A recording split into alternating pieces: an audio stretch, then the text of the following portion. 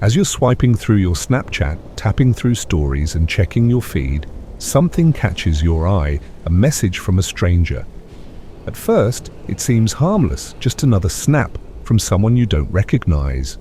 But as you tap to open it, the unsettling truth begins to unravel. What starts as a casual conversation can quickly turn into a chilling encounter, where the line between reality and something far darker starts to blur. In a world where faces are hidden behind screens and messages disappear, tonight we explore true Snapchat horror stories that will make you rethink every snap you open and every stranger you add. But before we delve into tonight's terrifying tales, a huge shout out to all of you. Your support fuels this channel and keeps the nightmares coming. If our eerie stories captivate you, make sure to hit that subscribe button and ring the bell so you never miss a chilling episode. And if you want to help us grow and keep the fear alive, share our videos, drop a comment, or explore our support options on Patreon or Ko-fi. Every bit of support helps us bring you the best spine-tingling content. Thank you for joining us on this dark journey. Now let's embrace the shadows together. Do you think it's possible to find love on social media? Many people I talk to say yes, but others disagree. I don't really have a clear answer, but after what I went through that night, I'm not eager to try again. It all started when a girl named Cheryl added me on Snapchat. She seemed really nice, and I noticed she had a ton of followers. I was still figuring out how to use the platform, so I didn't understand how someone like her could be interested in me. But over time, I realized those follower counts were just numbers. As I became more active on Snapchat, Cheryl started engaging with my posts, liking my photos, and we eventually started chatting. I quickly discovered that Cheryl wasn't your typical influencer. Despite her massive following, she was down to earth and authentic. She wasn't seeking fame or attention, she just enjoyed connecting with people. We started exchanging pictures and talking constantly. After 3 months, it felt like we were on the verge of something real, and I was getting ready to ask her out to a movie. Then one night, something strange happened. Cheryl sent me a selfie while she was cooking, but in the background I noticed something unsettling. I asked her, "Did you invite someone over?" She replied, "No, why?" I looked closer at the photo, and behind her, in the kitchen, there was a shadowy silhouette, barely visible in the darkness. "Cheryl, look at your picture again. Is someone in your room?" I texted her. She seemed confused at first, but then responded, "OMG, I think that's just a piece of furniture, but now that you mention it, it looks kind of creepy. I don't want to check." "Are you sure?" "Maybe you should call the police," I suggested. For a while, I didn't hear back from her. I started to worry. When she finally replied, she said she had checked the house and was sure she was alone. Though she seemed calmer, I couldn't shake the feeling that something wasn't right. The next day, Cheryl sent me another selfie after work. She looked like she was smiling, but there was an underlying tension in her expression. I tried to cheer her up, but as the hours passed, she stopped responding. I kept staring at her picture, and this time I noticed something chilling. In the reflection of her window, someone was clearly watching her. This was no accidental shadow. It was a person standing still, staring at her. Just then I received a message from Cheryl, and my heart nearly stopped when I read it. She told me someone had kidnapped her, but she still had her phone. She sent me her location and a picture from inside a moving car. In the photo, she was looking out the window, and I could see the streets she was passing. It looked like she was just a few kilometers away. At that moment, I was at a party with my friends, but I told them to call the police while I rushed to find her. I didn't want to involve anyone else, though. It was my responsibility to save her. I had a gun at home in case of emergencies, and I hoped I wouldn't have to use it. I ran as fast as I could, convinced that I was catching up to her car, which seemed to be moving slowly. Time seemed to stretch out as I pushed myself harder. I couldn't let anything happen to Cheryl. Finally, she sent one last picture, a dark alley with a grey door. I knew that's where they were taking her. I sprinted the last few blocks, my adrenaline pushing me forward. In a moment of foolishness, I thought I could handle this on my own. I ran into the alley and approached the grey door from her photo. But before I could open it, I heard footsteps behind me. I spun around, my gun aimed at whoever was approaching. But when I saw who it was, I couldn't believe my eyes. It was Cheryl, safe and standing in front of me, smiling playfully. Before I could react, a man came out of the door, grabbed me, and slammed me to the ground. He yanked the gun from my hand. "Did you bring a gun? What were you planning to do, hero?" he sneered. "Cheryl, run! Run while you can!" I shouted, panic rising in my voice. But Cheryl didn't run. She wasn't scared. Instead, she laughed. "Felix, I've got to admit, it's sweet that you tried to save me. You're quite the athlete, huh?" "I knew I picked well," she said with a grin. "Sorry for the surprise," she added. "This is John, my boyfriend. Nice to meet you, Felix." I was still in shock, trying to make sense of it all. "What's going on? What is this?" John, who seemed oddly calm, continued, "Cheryl and I have a business. We sell organs on the black market." My heart sank. "What are you talking about?" I managed to say, fear creeping in. Cheryl smiled as she pulled out a small knife. "You're perfect for what we need. You've been so kind to me, Felix, but now I need a souvenir." She crouched down and, in an instant, started cutting off my pinky toe. The pain was excruciating, and the blood flowed quickly. I could feel myself weakening. "No, please don't do this," I begged. Cheryl stopped for a moment, then looked at John and said, "Let's take his eye next." I could barely process what was happening, when suddenly a cold chill ran down my spine. John froze. Cheryl stopped moving, her expression turning to one of fear. Out of nowhere, 4 of my friends appeared, rushing toward us. They grabbed John and tackled him to the ground. "Felix, are you okay?" One of my friends, Isaac, shouted.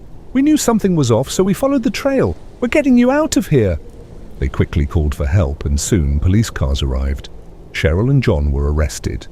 It turned out they had been involved in several other crimes, including kidnapping and organ trafficking. As my friends helped me to the hospital, I learned that they'd figured out what was happening by going through my Snapchat pictures. One of them recognized the alley from Cheryl's photos and knew where we needed to go. They grabbed knives from my place and rushed to save me. Now, looking back on it, I'm still not sure if you can find true love online, but after everything that happened, I prefer meeting people the old-fashioned way, through my friends. At least then, I know I'm not being lied to.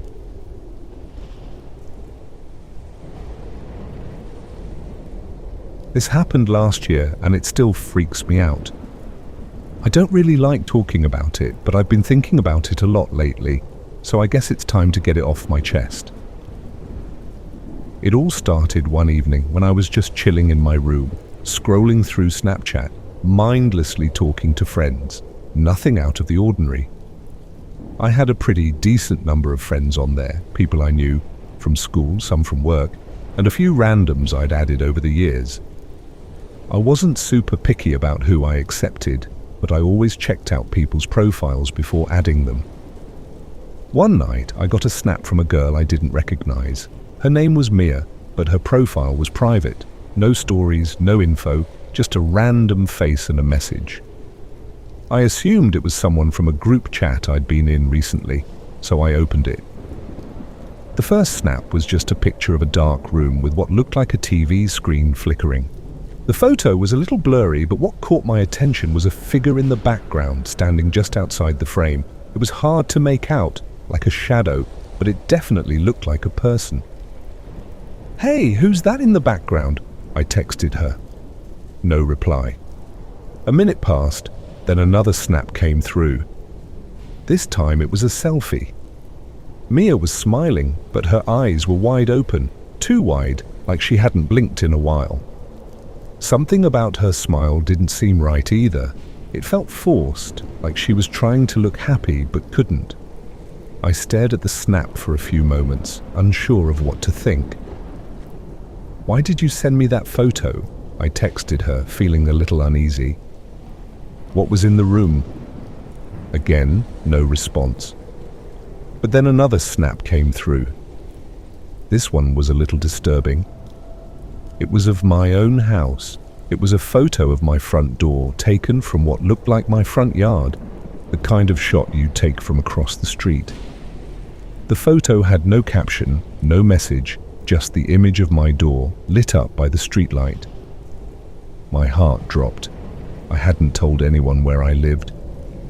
I quickly checked the location on the snap, and sure enough, it had my address tagged. The snap map was on.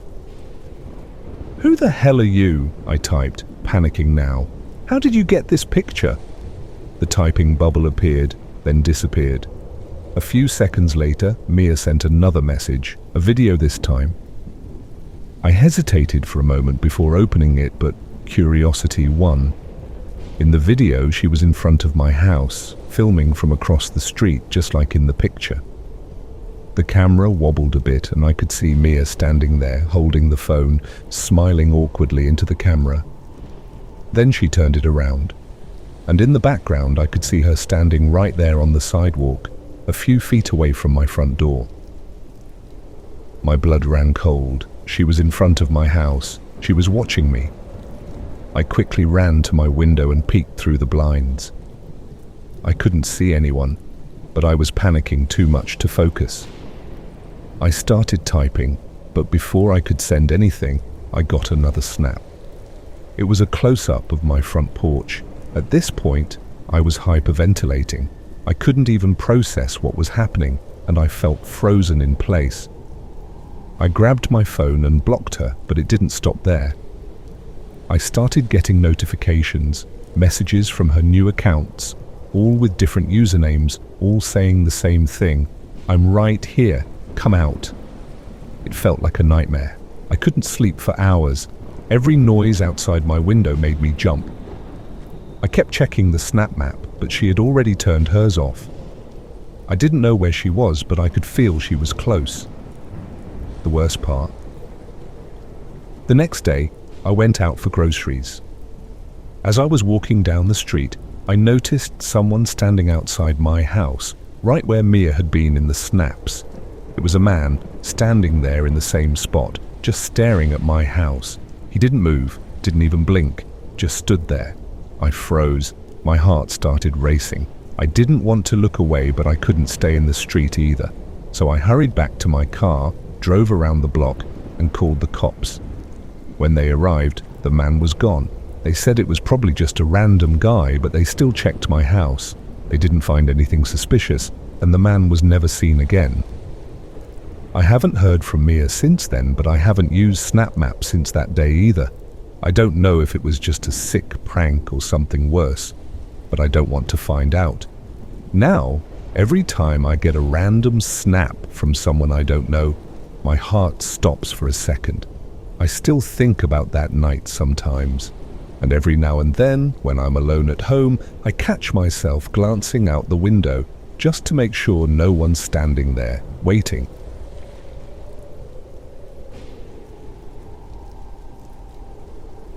This happened when I was in college. Like many students, I used Snapchat pretty frequently. By the time this story took place, I had over 1,000 friends on the app and chatted with most of them regularly. Snapchat helped me stay connected with classmates, whether through casual messages or streaks. Anyway, here's where things took a turn. One evening, I was in my bedroom studying. I lived in a house with 2 close friends from my freshman year, and we each had our own rooms upstairs. I tend to get distracted while studying, so when I glanced over at my phone, I noticed I had a new Snapchat friend request. It was from a girl named Kaylee. Her username didn't include a last name, just a random string of numbers, so I had no idea who she was. I figured she might be a student at my school. It's a large campus, so I decided to add her back. I sent her a quick selfie saying, "Hi," and she responded almost immediately. From our conversation, I learned she went to my university too. We chatted back and forth for the rest of the night, and I was feeling pretty good about it. The following evening, I was home alone. Both my roommates had gone out to their intramural sports games, and I had stayed behind to finish some schoolwork. However, I got done much earlier than I expected. I was still chatting with Kaylee, and during our conversation, I told her how bored I was since I had no plans. That's when she asked if I wanted her to come over. I was a bit surprised, especially since we hadn't even met in person yet. I thought she might want to meet in a more public setting, or at least chat a few more days before taking that step.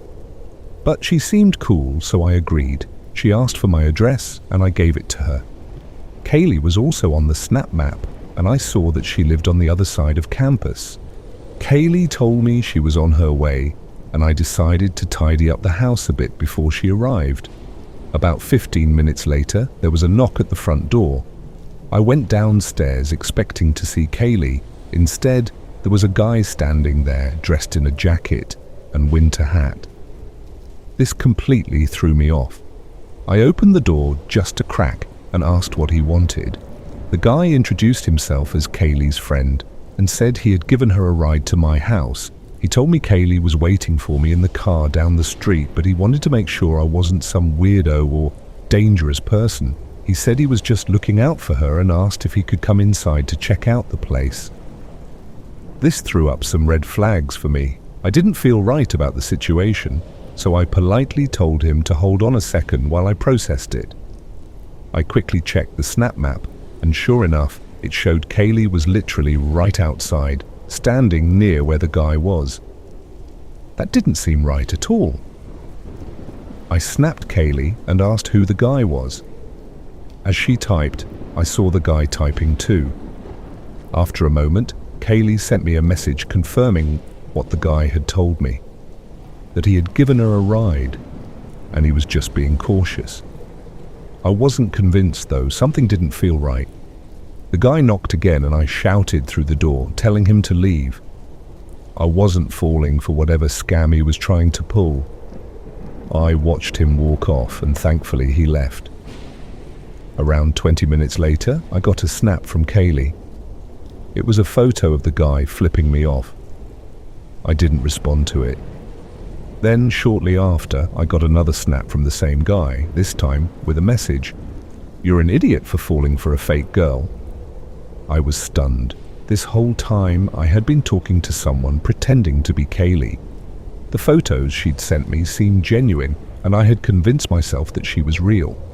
But after doing some research, I realized the guy probably used an app that allows people to send snaps using photos that don't appear as uploads. It's a little tricky to pull off, but not impossible. The guy had probably used multiple selfies of the same girl and altered the image style slightly to throw me off. Looking back, I felt embarrassed. I had been duped by a fake profile, but I was just relieved nothing worse happened. At least, I learned the hard way to be more cautious with people I meet online. If you've encountered a terrifying event or have a spine-chilling horror story to share, we at Eerie Shadows want to hear from you. Share your experiences with us and let's uncover the mysteries lurking in the eerie shadows together. Be sure to like and subscribe to our channel for more eerie tales and spine-chilling stories like this one.